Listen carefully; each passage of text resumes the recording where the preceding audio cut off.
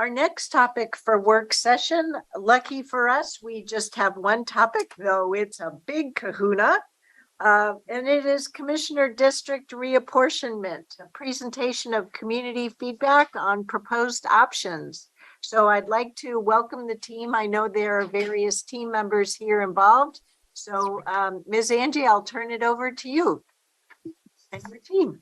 Thank you, Chair Harrington. And with that, I'll turn it over to Marnie Kyle, Assistant County Administrator. This is in your portfolio too, isn't it? This is, yes. I'm still learning. Yes. Good afternoon, Chair Harrington and board members. Marnie Kyle. For the record, I'm an Assistant County Administrator. And yes, this reapportionment, assessment and taxation is part of my portfolio. So I'm learning a lot about reapportionment, taxation, how we do our assessments.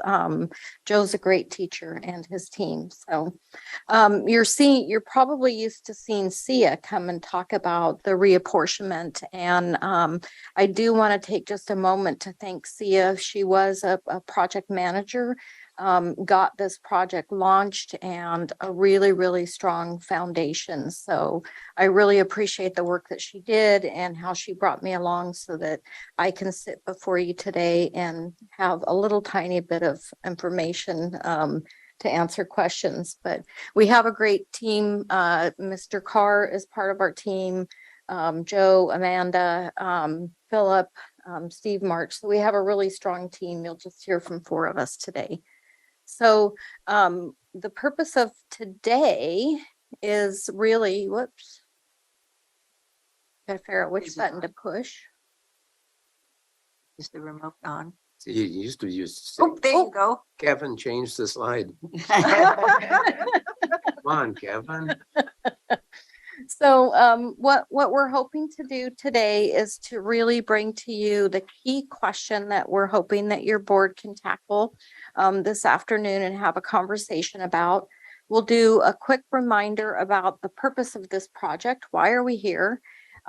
Most of today will be spent giving you an overview of our community engagement, both the in-person as well as the online community engagement work that we have done with Amanda taking the leadership on that.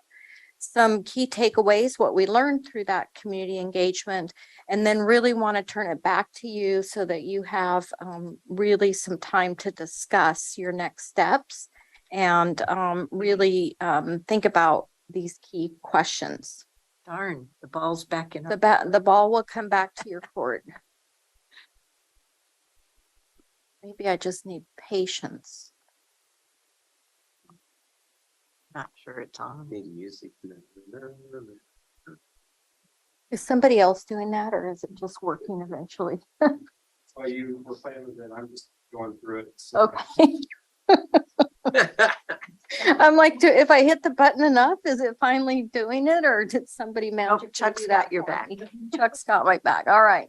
So as you go through this, I just wanted to upfront bring the key questions up front so that you can kind of be thinking about them as you hear from staff today.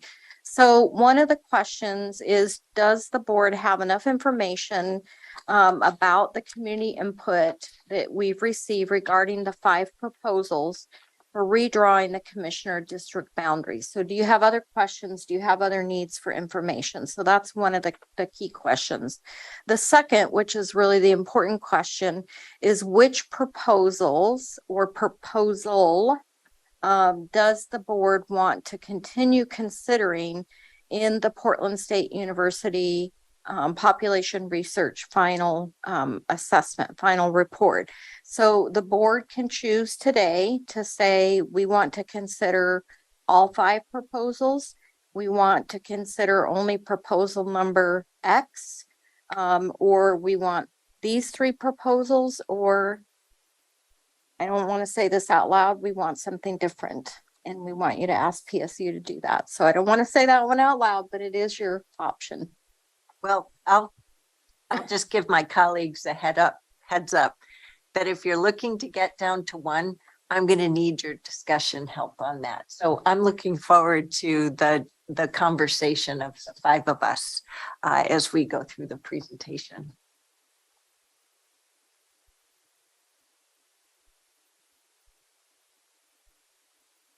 Chuck, we're not there yet. Wait, Oops.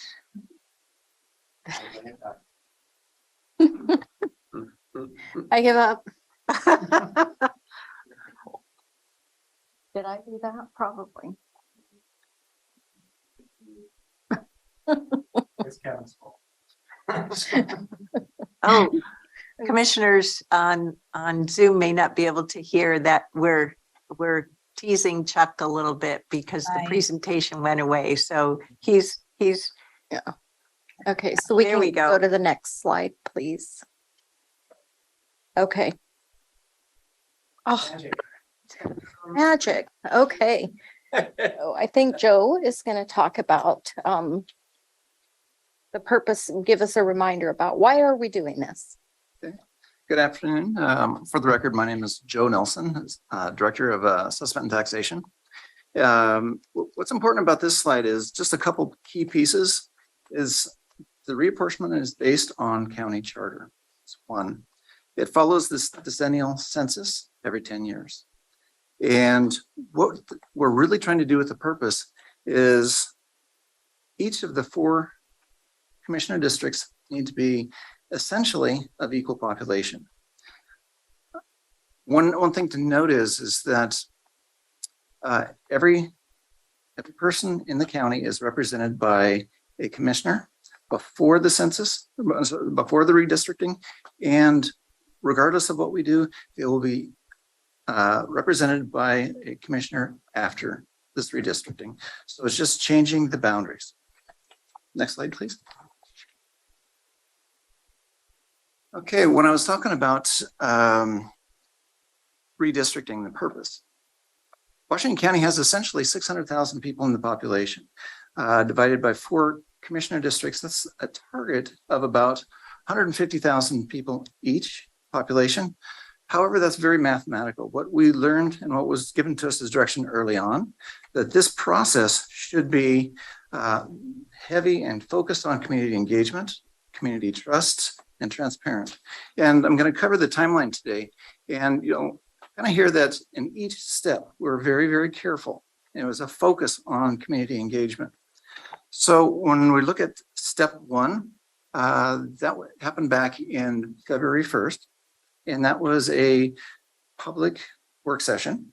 And I was appointed the county official for reapportionment. If you remember, the report that I gave had districts 1, 3, and 4 being essentially the same, all within like 0.5% of each other. However, District 2, Commissioner Teresa's district.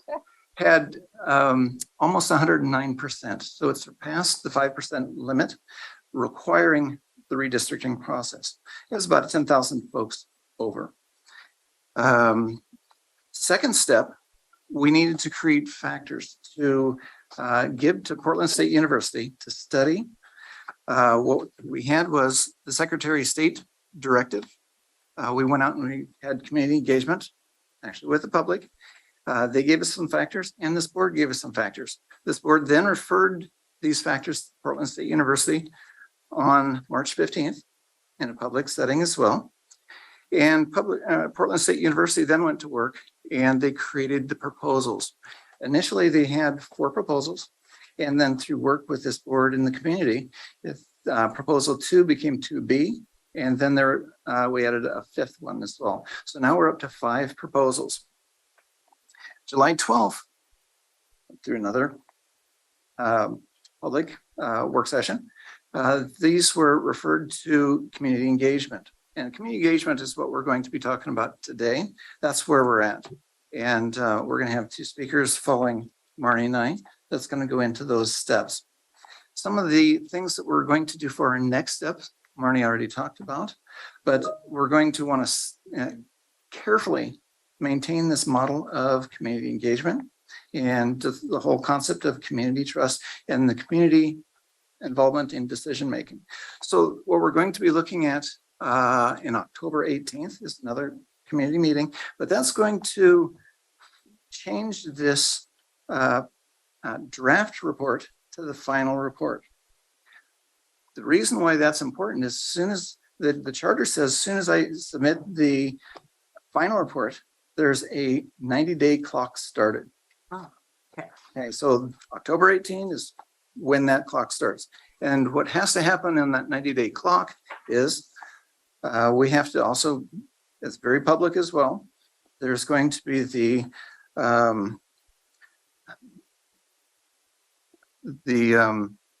ordinance process. First reading, second reading and a public hearing, and then finally the adoption. And this whole process has to take place by January 6th. That's the deadline. Oh, with a few holidays in there. With a few a lot of things to do between now and January 6th. So it really feels to me like our last meeting in December, which is what? The December 13th? And our last slide also shows the timeline because we're depending on how things go today and in October, hoping that we can really get that going in November and end in early December. To answer the question, the board's last meeting in December is December 13th. And when's our first meeting in January? I have not looked at a 2023 calendar. January 3rd, Chair Harrington. Oh, January 3rd. no pressure. Thank you. Just as a note, we're on schedule. We put together a timeline early on and started presenting that all the way along and right on schedule right now. So here Washington County goes, setting us up for success yet again. Thank you. And so Amanda and Philip are going to come up and present now about the community engagement.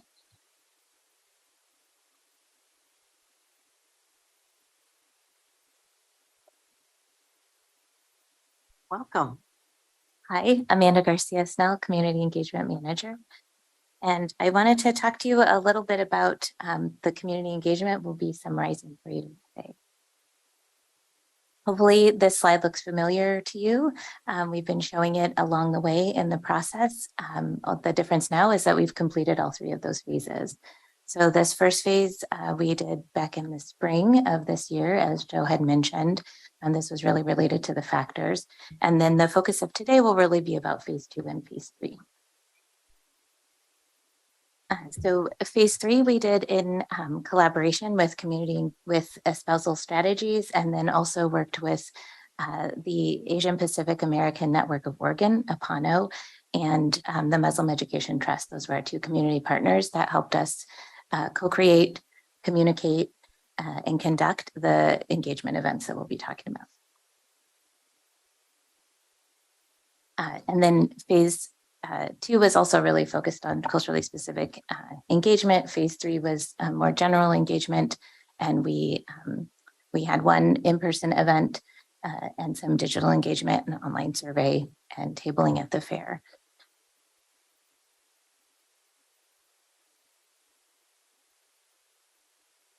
So in addition to the community partners and the consultant that we worked with, we also partnered really closely with Philip and his team, the communications team, who created and distributed messages to about reapportionment and the events. And so we really worked to communicate messages in the traditional way. And then in addition, the ways that the Office of Equity, Inclusion, and Community Engagement shares messaging through our community connections. It's our weekly e-update, as well as working with community partners and community leaders. So those are folks that may not necessarily be associated with a specific community-based organization, but are considered leaders within their communities.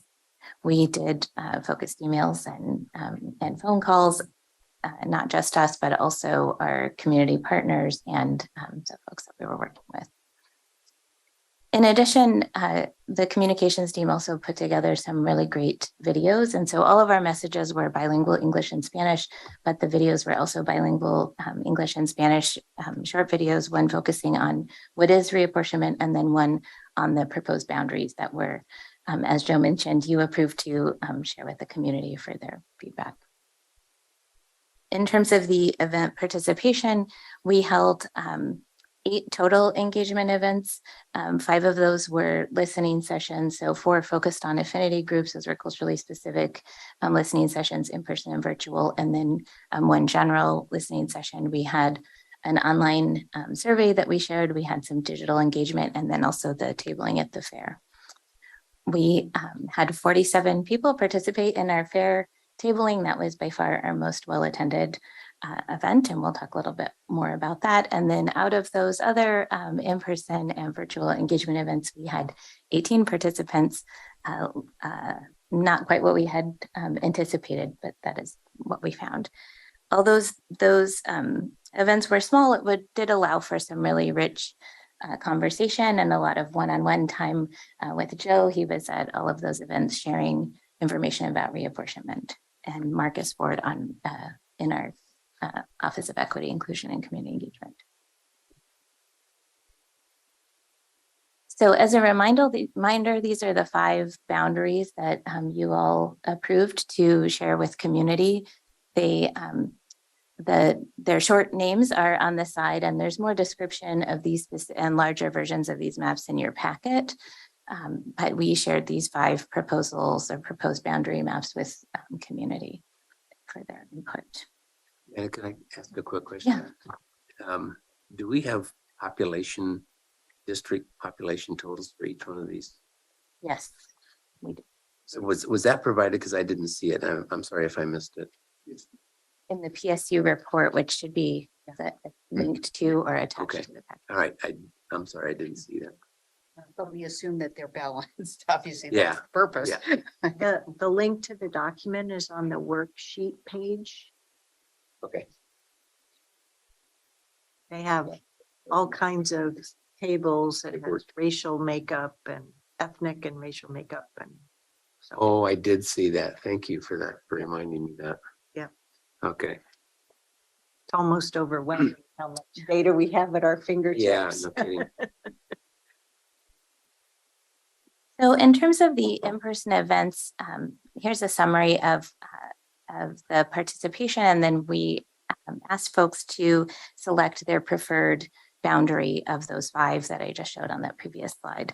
And the way that we did this for the in-person and had planned to do this for the virtual events, although we did not have anyone attend our virtual events, but the process for this was, and we also did this at the fair as well. So the process that we used was a color dot sticker selection. So every participant was given 1 green dot, and we asked them to place that dot on the map. We had physical maps, and we asked them to place that on the preferred proposed option. We also, each participant, we gave them 3 yellow dots, which were that they could place on any proposal that they were comfortable with or could live with. And then we give them 1 red dot for anything that they were really opposed to.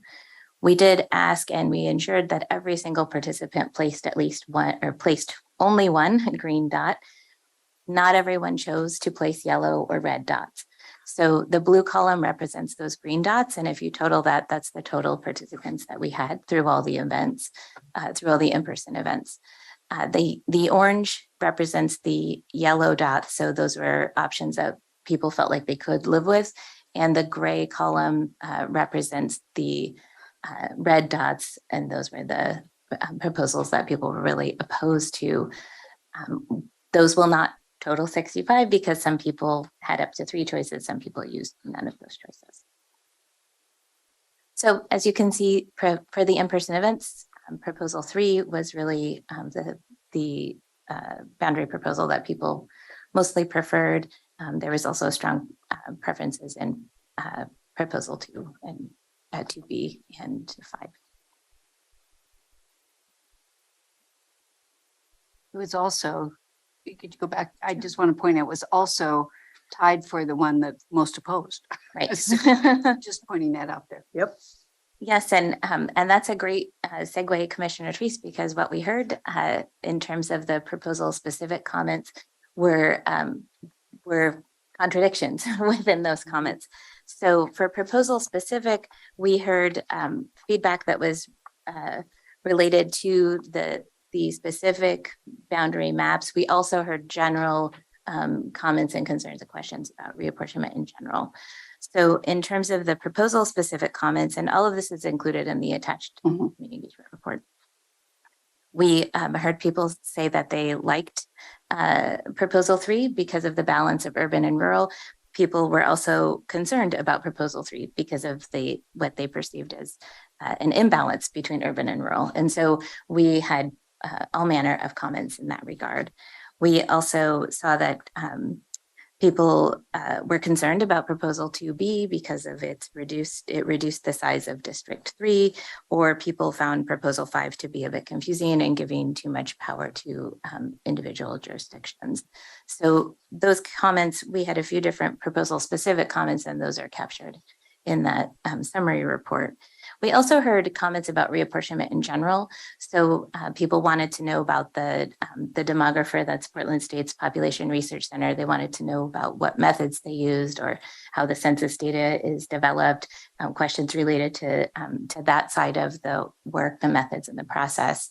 We also had questions about, could we add another commissioner district, or is there an opportunity for 2 commissioners to serve in one district? Questions like that related to district representation. And then we heard some specific area observations and concerns. So in that regard, there was some observation that the Garden Home Raleigh Hills area seemed to be the neighborhood that was most often split or divided. And so we had a variety of comments, some proposal specific and then some in general. And now I will pass it to Philip to talk about the survey. Thank you. For the record, Philip Bransford, Communications Officer with the Washington County Administrative Office.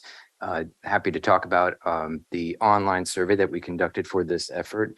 I'll say right off the bat, though, this is a great example, I feel, of the collaborative work we've done with the communications team, working together with the community engagement team.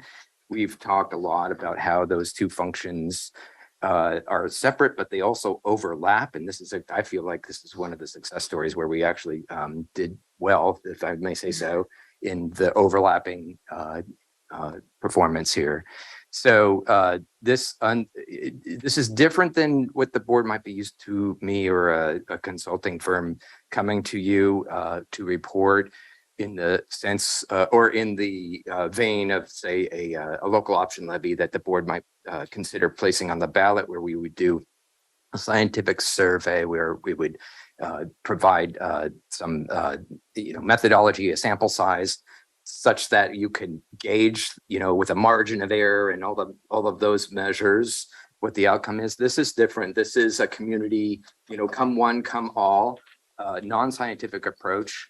And so that first set of bullets there just is they are there to illustrate the outreach that we did on the communications side using our social media platforms, but also some earned media to try to garner some interest in taking the online survey.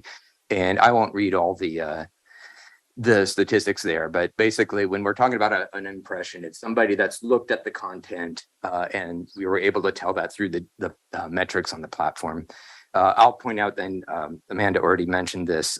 We did, in addition to their what's listed there, a couple YouTube videos, one just about the basics about what is reapportionment, what is that all about, how does that work, and then another one was really fun. I have to give some credit to Joe Nelson, because Veronica Garcia in his department participated. I don't know if you got a chance to see it, but she jumps up and down, and every time she lands on her feet, she's in a new part of the county. And it's just a fun way to say, hey, this is what this is about. It's part of democracy, and this is a represented, this is how we get to a representational place with our government. Anyway, both of those videos were in Spanish and English, and they have viewerships that are clocking up into the 200s now. So that was a fun part of this. So the survey total self-selected respondents came to 320. So that was 317 completed surveys with the English questionnaire, and then 3 in the Spanish questionnaire. Yes.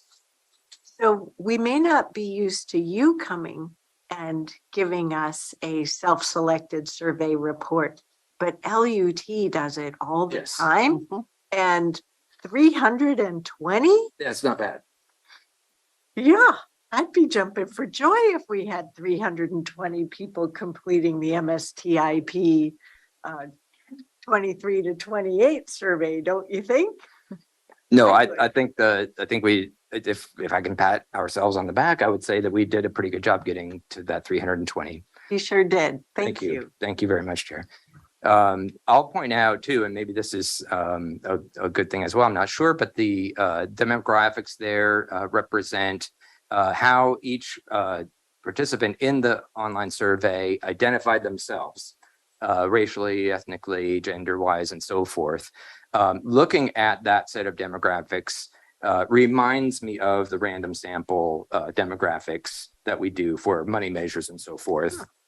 In that it's more representative. This is just Bransford talking here. It's more representative of the voting population than the entire community if you were to do a survey like the US Census Bureau does or something of that sort. So that's just something to flag.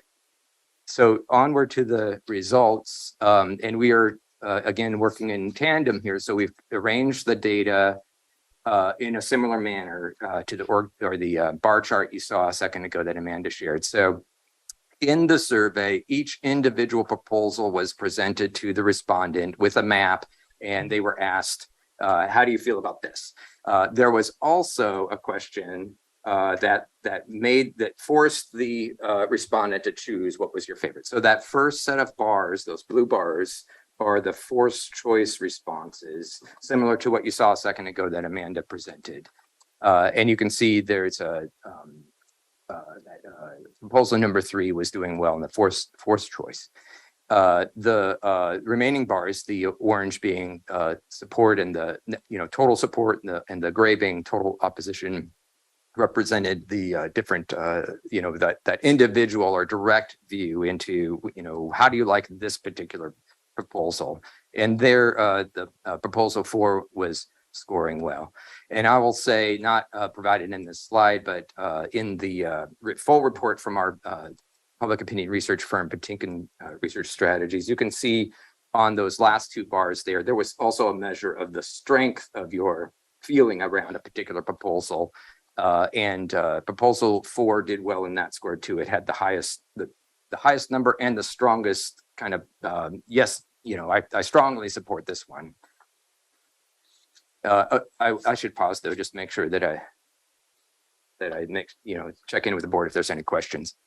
Could you run that strength of and number 4 for me again? Right. So that was in that vein of the survey where it was a direct, here's a map, here's the description. You support it, do you oppose it? Or are you not sure? If you supported it, how strongly did you support it? If you opposed it, how strongly did you oppose it? Got it. And those strength of that intensity is not represented here, but you can see those numbers in the full report. Got it. And I'll just let you know that number 4 had the highest strength of support. Does that make sense? Yep. Okay. I don't know if our board members online have any questions before I soldier on. Thank you, Philip. Commissioner Rogers, do you have any questions?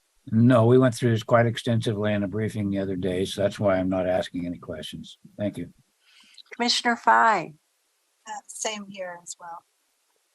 Okay, thank you very much. So I'll just wrap my part of this up then with this slide. This is from almost word for word from the report that Patinkin provided the county. And so were they to be here, they would emphasize this ranking based only on the online survey where people self-selected. So they were focusing on proposal 4, which, as we saw a second ago, got the highest support. It was second place in the forced choice exercise, tested well with our Black, Indigenous, and other people of color residents with 53% support. And then next down in their view was proposal 5, the city UPAA urban planning agreement, urban planning area agreement. Did I get that right? That's what UPAA stands for. And tested second best in the direct questioning, tested well among the BIPOC community, did not score as well in the forced choice. Proposal 3 was the urban rural balance. This proposal tested well among our BIPOC participants, 61%. It was the lowest score in the direct questioning. And the last point that Patinkin wants everyone to know is that in a self-selected environment where we're talking about a particular segment of the community that is identifying as Black, Indigenous, or people of color, or other cohorts for that matter, it's important to take that with a grain of salt. This is not the Patinkin is not representing that those 51 people have now told you what the BIPOC population in Washington County feels. That would be a different methodology where we would have that mathematical testing that we talked about earlier. This is that self-selected model. And that concludes my segment, unless there are further questions. If I could just interrupt and comment now, Philip. I really appreciate that in this process that an outside analyst was utilized, thereby protecting you or any other staff member from trying to represent the analysis of the data.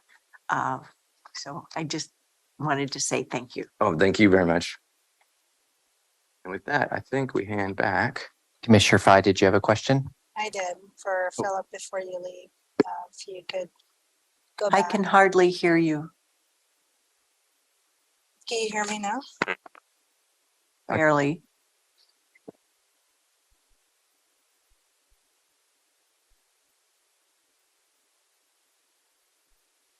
No, we cannot hear you at all now, Commissioner Fye.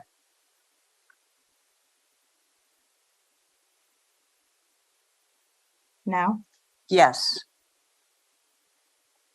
Is it still low or? No, it sounds great. Okay, thanks, Philip. Kevin, if you could go back to the last slide. So Philip, could you help us walk us through what Patinkin Research did? And then the online survey is that you're referring to that they worked on is the previous slide. Kevin, if you could go back one more slide. This one, correct? Correct. So as I see slide 1, 3, proposal 1, 3, 4, and 5. Actually, I take it back. Highest being 4, 5, and then 1. But how did they get proposal 3, 4, and 5? Perhaps we're missing something. Yeah, they tried to explain that there in each of these bullets for getting that overall highest score and second place winner. So they're basically combining the different threads, if you will, of what the data show, and they're giving you their professional expert kind of, some, in the air kind of view about how would you interpret this? Because not unlike what happened with the community engagement, there are some countervailing opinions that are represented in the different data sets, like the different results. The forced choice having a different outcome than the individual proposal and the reactions to each individual proposal. So what do you do with that? How do you interpret that? Well, this is Patinkin's attempt at interpreting all of that, and there's more description around this and the crosstabs and so forth in the full report.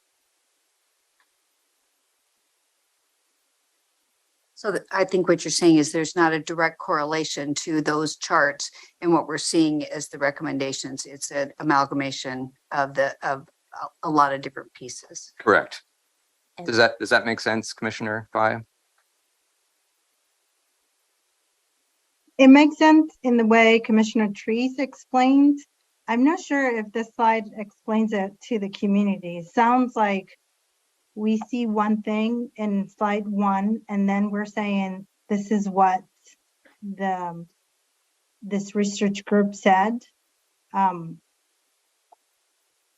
But it's not correlating well. So I don't, but I'm glad we have Commissioner Trees' comment on record now. So that probably explains it. Yeah, and were you going to try? I was just going to clarify Oh, right. Thank you. that these are not recommendations. This is Patinkin's analysis. Yeah. There are no recommendations in the presentation or the. Yes, sorry, that's what I meant. Yeah, proposals. Thank you. I mean, one area that I don't know if this is going to help or not, I'll just throw it out. and then carry on. But there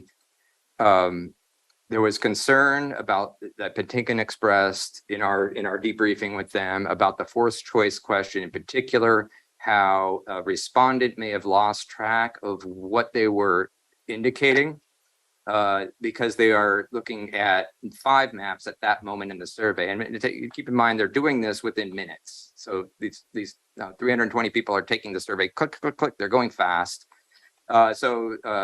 There could have been some measurement errors, one way of describing it, with respect to the forced choice.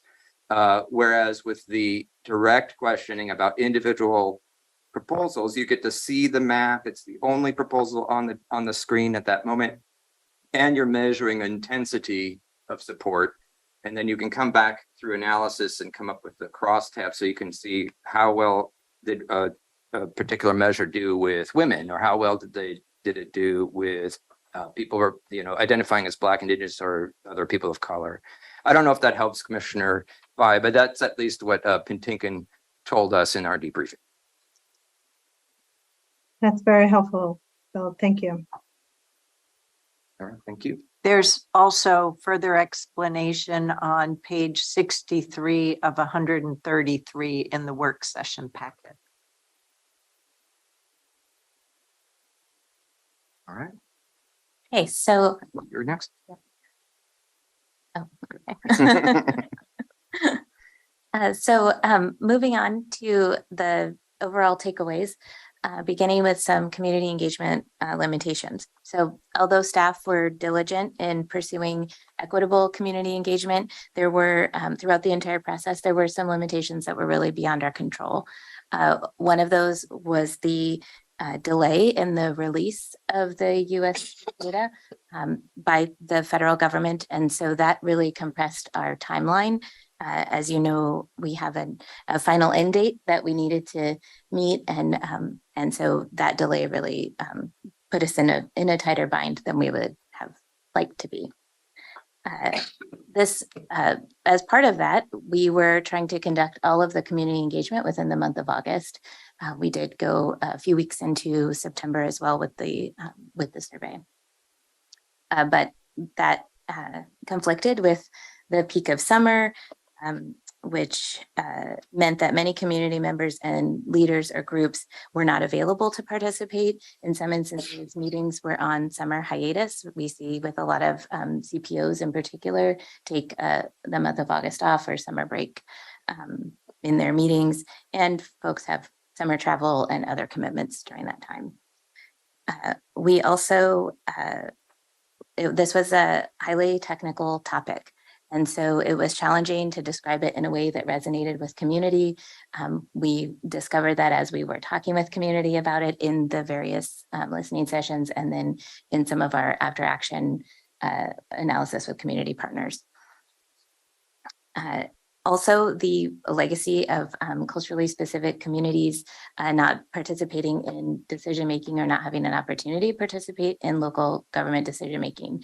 That legacy continues, and we continue to work to address that, but certainly it has an impact in people's engagement. And then potential impact from the continued presence of COVID-19. We don't know, but we assume or anticipate that folks didn't want to attend in-person events because of that, or didn't want to attend virtual events because they were excited to do in-person things. I mean, it's hard to know. This is all new territory for us.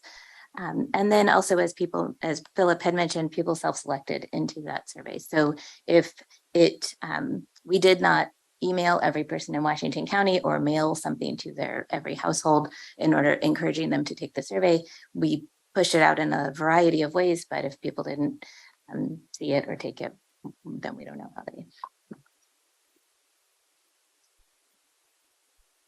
We also had many lessons learned. So as Tanya says, we're a learning organization, and community engagement certainly is no different. We are learning every time we do almost anything. So certainly we recognize that we could have started, or in the future we would start doing education about reapportionment in general because of the technical nature of the topic. We would start doing that well in advance of having proposed boundaries to share. And that way we could prime the community, so to speak, with some of the basics and answer those questions for them in advance. Also continuing to work towards simplified messaging, earned media coverage, tailoring to culturally specific groups and others is always beneficial. The fair was one unplanned and unanticipated success. So that was by far our most successful outreach event. We weren't initially planning to participate in the fair, but the timing just came together in a way that made that work. And thank you to Tom Carr and Sylvia Pereda from the communications team who really and Latricia Tillman worked the crowd in Spanish and English and got great participation for the fair for that event. Also, we would continue and we would leverage similar events like that in the future. The online survey we offered in Spanish and English, but we would consider other languages in the future. We would also do some additional engagement, I think, to better understand why people selected what they selected. I think that could help us think through the proposals and potentially provide information that's helpful to you all in your decision making. And then the videos were a great tool. We would continue to do things like that. I think this is newer territory for us as a county as well, and pretty exciting, and they get great response. So we would do more of those. And then overall, we received great input, recommendations for future engagement, and great input in this process. And we heard a lot of positive things from the community in terms of participation and thanking us for the opportunity. And so we were very proud about that. And I will kick it back over to Joe.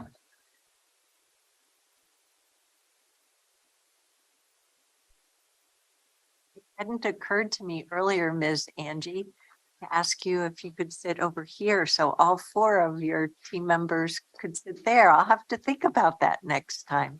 The things I learn along the way. We're a learning organization.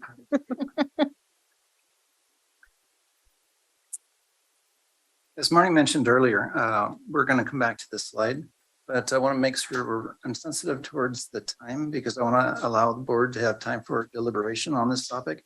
The one piece that I wanted to emphasize was where we are currently is we have a draft from PSU. This draft has 5 proposals.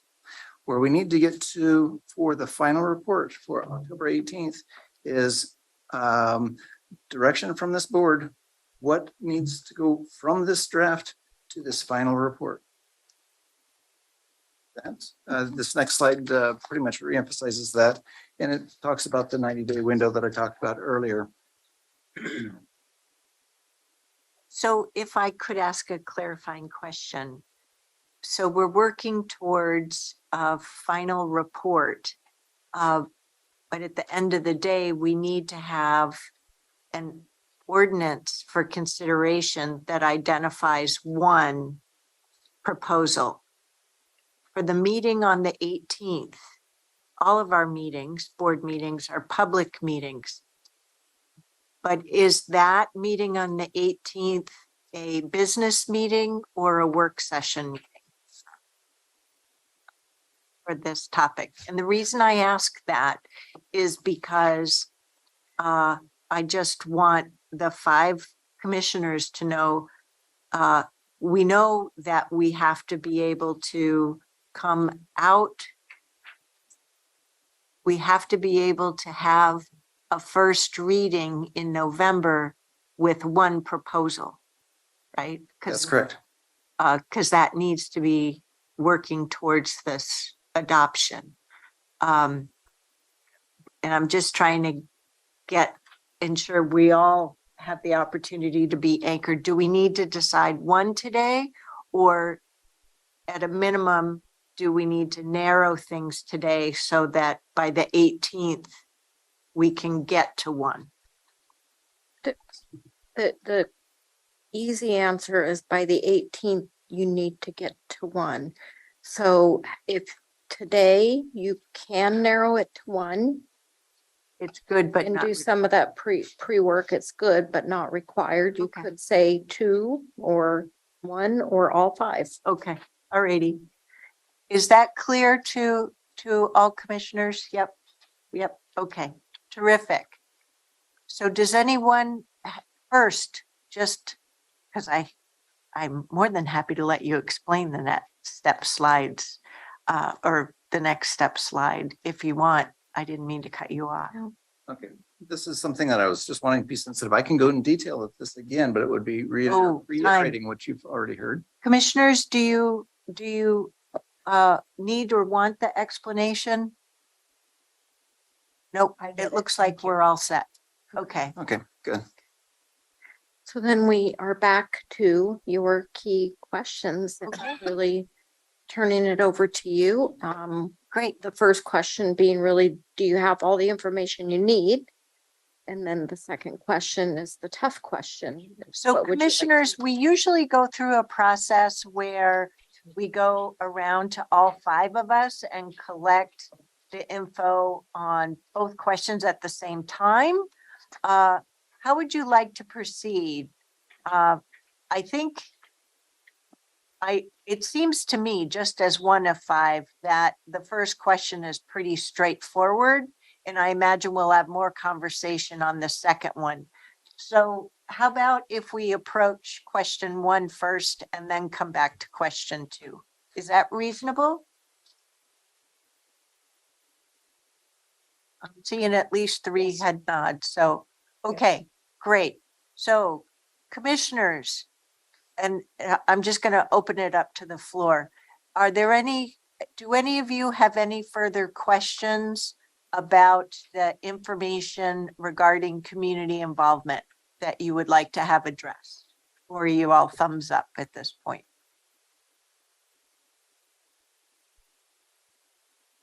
I don't have any further questions. I don't either. I think I saw at least 4 thumbs. Commissioner Rogers, are you okay with the information thus far as presented? Yes, there's nothing more that I need in way of Okay. information. Okay, so now we're down to considering the different 5 proposals. Excuse me, Chair Harrington, if it's helpful for the people that are in this room, there are detailed maps in your, Well, they were in our packet. and we also have we had large. the opportunity to print Okay. them as we needed. Thank you Okay. for the offer. If we get tied up on looking at Great. some specific edge detail, then we'll spread them out. Great. Thank you for the offer. So who would like to go first? Or some other suggestion?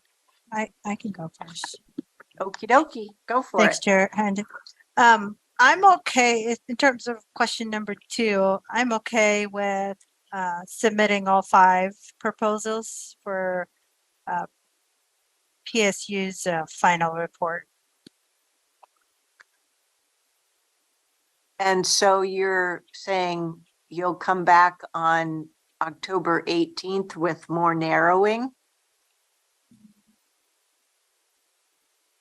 Okay. Any other commissioners? I'm happy to chime in. Can we go back to the 5 maps, please? You betcha.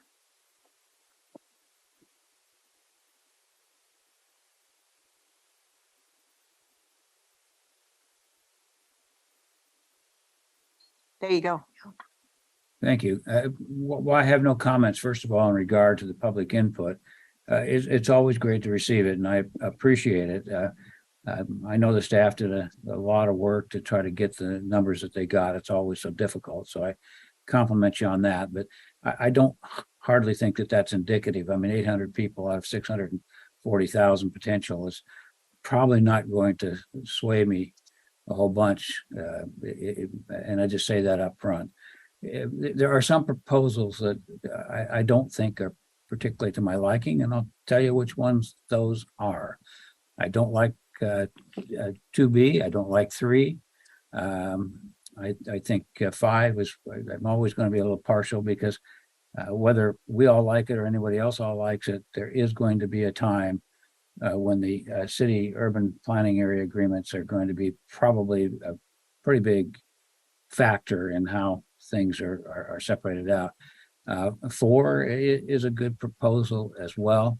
Why I don't really like 1 a whole bunch, to be honest, is that I said this at the very beginning when we started this process. I'm fairly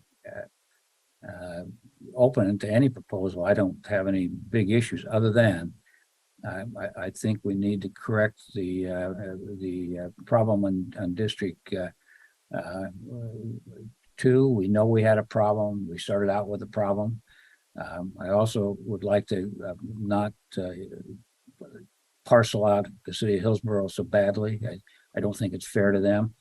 And 3, more germane to the district I currently represent, is that the garden home really belongs with the rest of Beaverton, Raleigh Hills. That's where it's that area is all gonna go there. And so I like any proposal that takes those factors into consideration. So I keep getting down to 4 and 5. I would just add one more comment and I'll stop, and that is, if District 2 wasn't growing so fast, we wouldn't have a problem. We just leave them alone, and say, why are we going through all this? So it's too bad that we just couldn't figure out a way to take a little bit of 2 and kind of carve around the edges and make it less painful in terms of people thinking that there's some big change. But so I stop with that. That's my analysis. Well, that future growth is coming your way to District 3 with River Terrace and King City, UGB area. But Commissioner Rogers, could I just ask a clarifying question? I think I heard you say that you were in favor of 4 and 5, not in favor of 2B and 3, but I still don't know. Are you not determined on 1, or are you against 1? Thank you, Commissioner. The only problem I have with 1 is, again, our poor folks there in Garden Home and in that area are bifurcated. It's just not working so well. And so that's where I started out saying, if we could fix that, if we could fix the issue with District 2 spreading the wealth. But I think the chair said it well, all of us. I think District 2 is going to continue to grow. And District 3 is going to explode. But so is Hillsborough a little bit. And the only one that was drawn in an interesting way was District 1. And that's because when Dick was on, he wanted to have it just a low in Beaverton, but that it doesn't work so well. I mean, so we're all kind of going around the edges of it. So anyway, I thank you for asking the question, but that's a problem I have with 1. We still don't, and you heard it from residents, you're still separating out the Garden Home area into 2 different districts. And I don't think it's fair. I just think that they ought to be put together. Thank you. Mhm. Well, I'll go last if you want, as usual, and turn it over to you, Commissioner Willie, and Commissioner Treese. Well, it's interesting to me. I guess I've been planning all along that I was going to go with the one that had the least amount of change, which would be number 1. Having heard Roy and Nafisa, I guess I'd respond to you. I don't think it's realistic that we send 5 back to PSU. We've already done that once. Sounds to me like we're almost hoping that PSU would make the decision for us. And I don't think that's where we're going to go. I don't know what you would expect to get back from kicking them over to PSU. As a matter of fact, that's probably my question with any of them, is if we hand things back to PSU, what do we expect to get back? This is going to be our decision. And I don't think we can subordinate that decision to PSU or anybody else. So I think we should make the decision. Commissioner Willie, thank you. It is absolutely this board's decision. So the question today is, what do you want on your menu on October 18th? Do you want 1 option, or do you want 5 options or 3 options? Well, I understand that, but on October 18th, we're going to have to make one decision. Correct. So I just assume, I don't see anything in here. We've got all the data all the demographics, everything that we possibly need to make this decision from the standpoint of getting ahead of October 18th. And so I'm not a fan of sending hardly anything back to PSU, honestly. I'd kind of like to make this decision and move on with it. I think 600,000 people in Washington County don't care, quite frankly, for the most part, what district they're in. They want to know if their commissioner's doing what they want them to do. So anyway, I don't have a problem with 4 or 5, I guess. I don't understand necessarily why we would do that, but I think I'm going to stick with my number 1 option. Okay. Commissioner Treese. Thank you, Chair, and thank you to my fellow commissioners for your comments. That it helps me. I'd just like to point out in reviewing all of the data, what's surprising when you look at the demographic data and the financial data, that there aren't a whole lot of changes across the board, even on 3, when it looks like it's a dramatic geographic change. There isn't change in those 2 categories. Now, I understand that the purpose was rural versus urban, but I can tell you that I've looked at this a lot. I have my top 2, but what I'd like to recommend is that we consider thinking about the ones that we don't agree on, and then seeing if we can narrow it down to Commissioner Willie's point, what we send back. So my top 2, and with the understanding of what Commissioner Rogers pointed out for number 1 with Garden Home, I'm sensitive about that, like Commissioner Willie said, but my top 2 would be number 4 and number 1.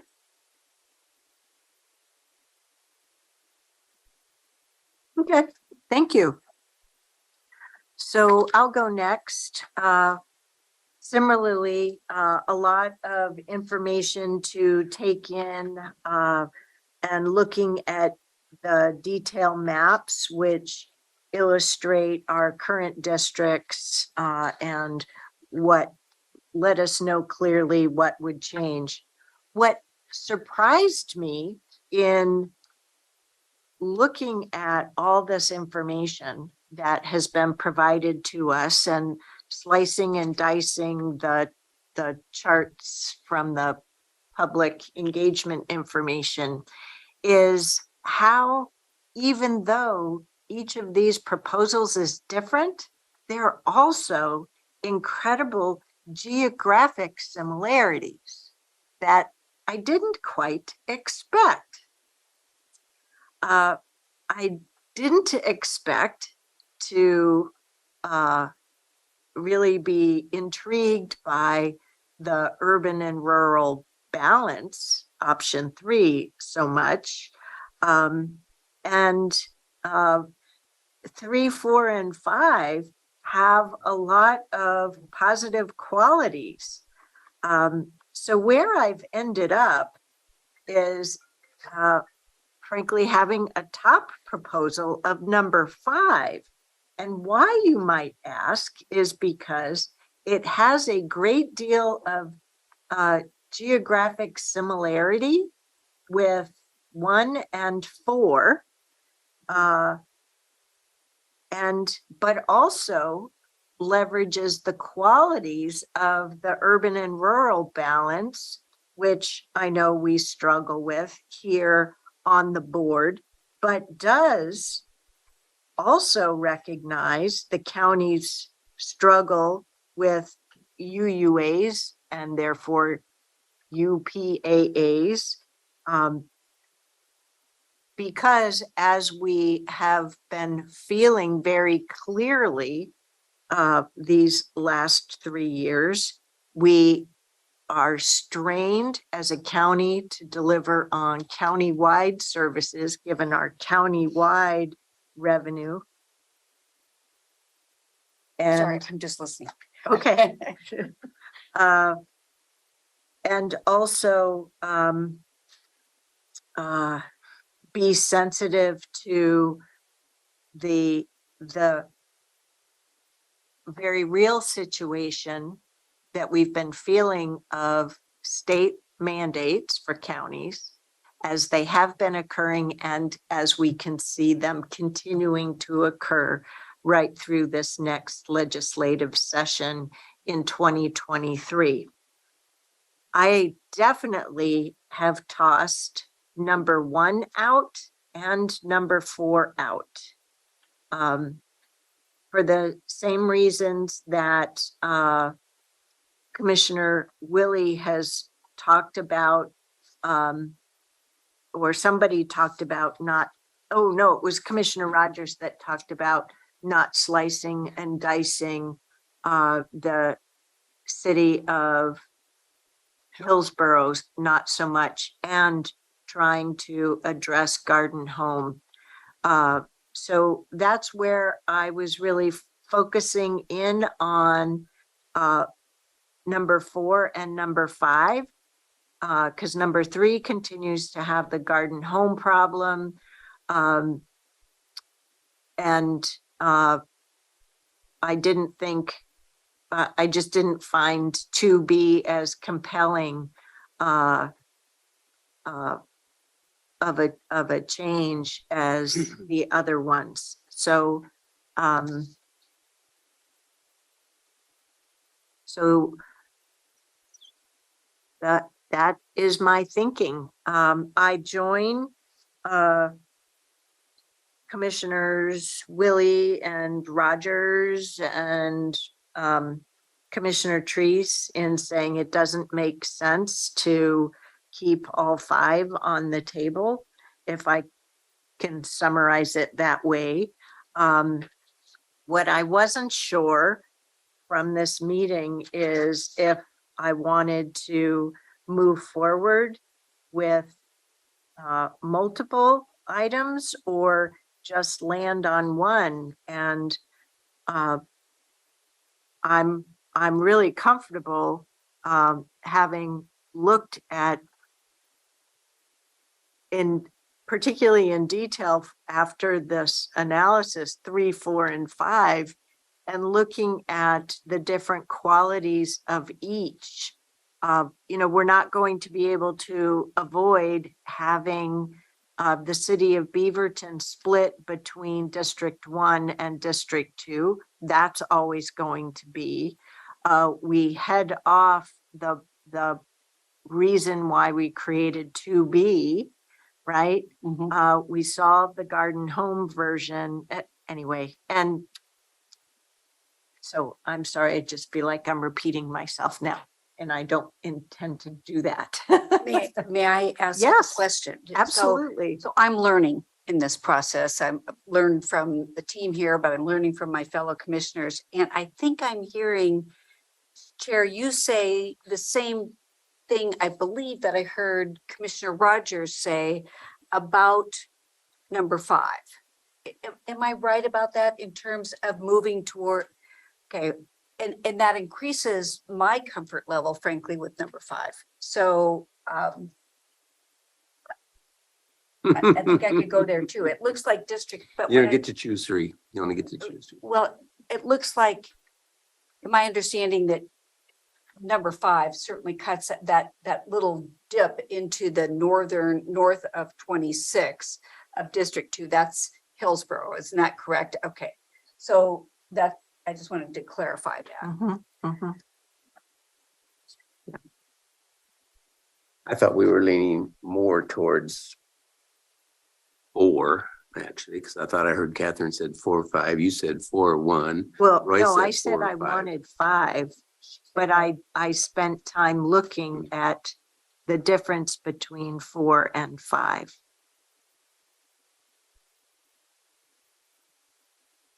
Commissioner Fye, could I ask you if, I didn't hear if any of these give you heartburn? Thank you, Commissioner Treese. So I'm in support of finalizing all of this in the report, but it sounds like we want to narrow it down. I'm okay with moving forward with proposal 1 and 4. if I had to pick. Those are my two choices. I think proposal 3 seemed problematic, as well as 5 and 2B. So I think for District 1, keeping communities together, and proposal 1 and 4 is my two top options. But as I understand it, Marnie, I'll go back to you one more last question. The 16th, when we come, it's a work session, is it correct? The 18th. The And 18th no, it's. The 18th, and it's a board meeting. board It's a meeting. business meeting. So either way, we're making a decision Yeah. and And they won't be coming to us with any new information. Yeah, so I was just understanding that there's no new information. We're just finalizing this report. That's where I was like, well, let's include all 5 of them for the sake of knowledge and history transfer. But if we had to pick, I'll pick proposal 1 and 4. I haven't heard, I heard you say that proposal 3 at least was problematic, but I don't know why. Yeah, I think Other than earlier you said you wanted to keep District 1 together. yeah, it seemed like urban and rural balance seemed like the community was divided. I can go back in previous conversations, but work sessions, but they seemed, I don't think I have, yeah, proposal 1 and 4. If I could just suggest to proposal 3 would actually put District 2 and District 4 in Colpack and Northwest Ag. That's not necessarily a bad thing. I don't think, well, I just think that, let's just say I don't like number 3 for that reason. Actually, also, one thing that would help me is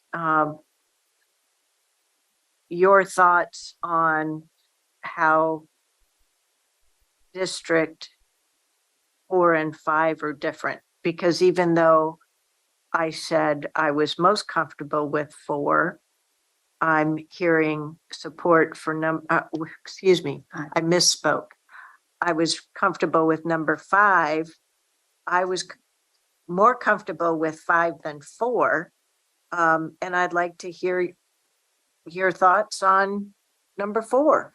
You know, Commissioner Trees, for example, you liked number 4. And what was it about number 4 that maybe you appreciated different than number 5 that I haven't quite picked up on yet? Thank you. And I think, first of all, what I want to say is, before I answer your question, Yeah, sure. is what I've learned today is that I'm thinking about, this is not for right now. This is for the future.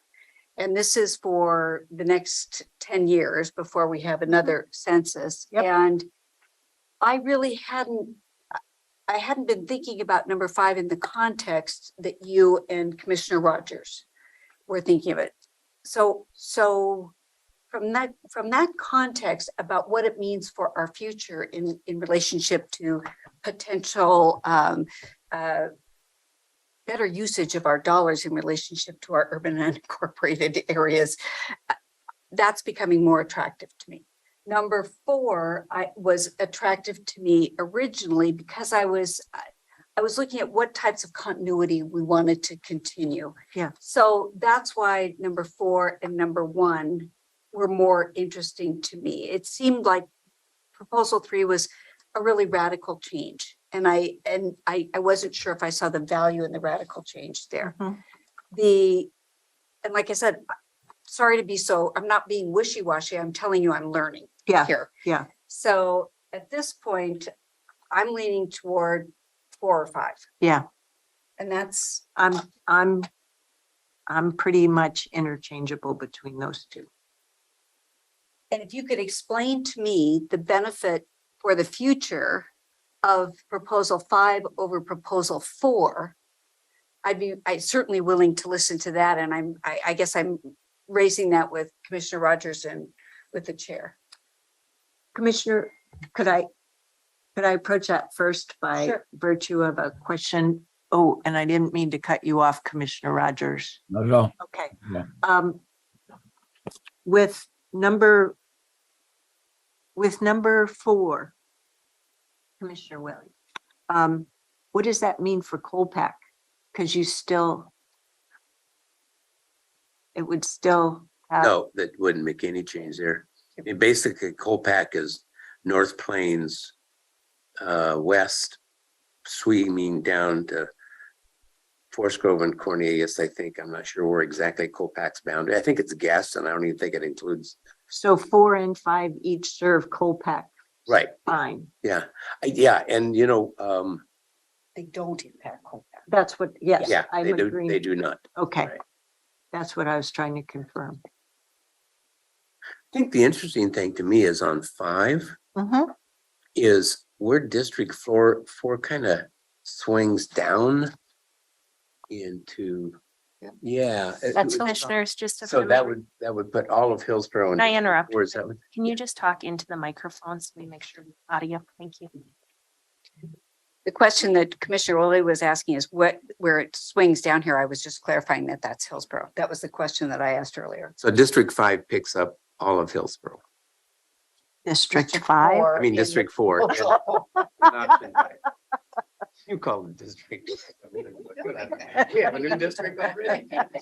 I have District 5, or at least so the parking lot says. That's the whole county. Well, that's what I thought. We switched, so we're So just gonna go. everybody has at least 2 commissioners already, okay? Catherine has the entire county. We're gonna go on vacation.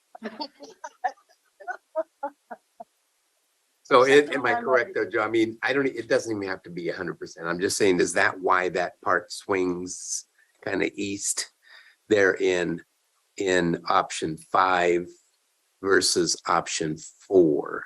You mean this little doojibby? This little doojibby? This little thing right here Oh, versus that- this little thing right there. Oh, okay. Yeah. He's talking about this. And he was talking about. Please. He was talking about this, and this. Okay. That's what I say. I mean, it sounds to me like we have pretty much consensus for, if we're gonna put 2 forward, let's put 4 and 5 forward and we'll make the decision on the 18th. But does that address Commissioner Fai's issues? Questions over to you, Commissioner Fai, and also, what do you think, Commissioner Rogers? Well, again, the problem I had with 1 and I have with 3, and I know I'm replowing ground here, but it's the, We're in agreement with you. yeah, that's the whole issue on that 1 and 3. The only difference between 4 and 5, one's community boundaries, one is the UPAA. And that's why, as I understood it, from those from PSU who are doing all of these calculations, it was simply to try to get the populations right. So I'm pretty agnostic about who you represent as long as it's a community. And so 4 or 5 to me are very logical. In both of them, they make sense. So that's where I'm at. Let's do 4 and 5 and Yeah, I guess 4 Commissioner and 5 Fai, is it's moving over to you forward. now. Yeah, it sounds like 4 and 5 is moving forward. My 2 top options, I would love to include this report is 1 and 4, but I don't think you've got support for that. So at this juncture, we're going to proceed to October 18th with 4 and 5. And everybody needs to be prepared to pick one of those at the meeting on October 18th. Could I ask a procedural question, Chair? and that is, at the board meeting, will we be presented with 4 and 5 and asked to vote at that time? Okay, and this follows the same quorum rules as any other decision. Yep, we're deliberating towards a decision, so But we're none of us. deliberating publicly here, so we're Yep. okay. Okay, Yep. I'm So just, we're I'm just public- asking, so I know. Thank you. Well, I'd really like it to be unanimous. And so if there's some heartburn to either one of them, maybe, I don't know how we'd make that.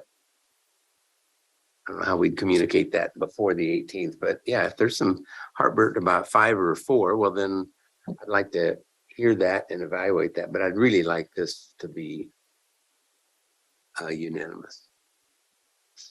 I would chime in on that too. I agree. A piece of information that would be helpful from staff on both 4 and 5 is to come back and tell us what the subtle differences are and whether or not my understanding is correct, whether or not this is just an evening out of population. And so we can get into the more fine details. That's the only thing I'd be interested in. Is there fine details in there that we're missing on those 4 and 5? So if it's staff. Could it be a short discussion at the work session ahead of the board meeting on the 18th? So we have at least a time to share That's a good idea. heartburns. Mhm. I'll look to Ms. Angie and Mr. Carr, both from a scheduling and legal opinion standpoint. What staff can do, similar to how in leadership updates, thumbs up on letters, what we can do is provide so that it's transparent to the community, to the difference between option 4 and 5 in a written memo, add that to the agenda packet to see if the board has any further questions on staff, but I not would scheduled appreciate for. it being a set work session topic of sync up on question, Okay, not hidden in leadership updates. we can do that too. Mr. Carr, So one of the parts of this process that I don't want you to lose sight of is that there's a public hearing on the second reading of the ordinance. And we could arrange it so that you could keep both options alive to the public hearing and then have a vote after the public hearing, if that's something that, so what we do is prepare 2 different ordinances. You'd pass both on first reading and then decide in November on which was the final one. I think we've pretty much demonstrated that we've exhausted our community engagement and notification and don't really want to set ourselves up for a public hearing popularity contest. Okay. I went over that in my briefing with staff pretty judiciously as we each had briefings with staff. So that's why we wanted to make sure that we had enough time for robust discussion today in a public meeting. I want to just thank the staff for all of this work, but I also want to thank my fellow commissioners for educating me and for the way we've walked through this. So thank Been you. an interesting process, really is. And you have done a great job. So thank you. Thank you. Really appreciate it.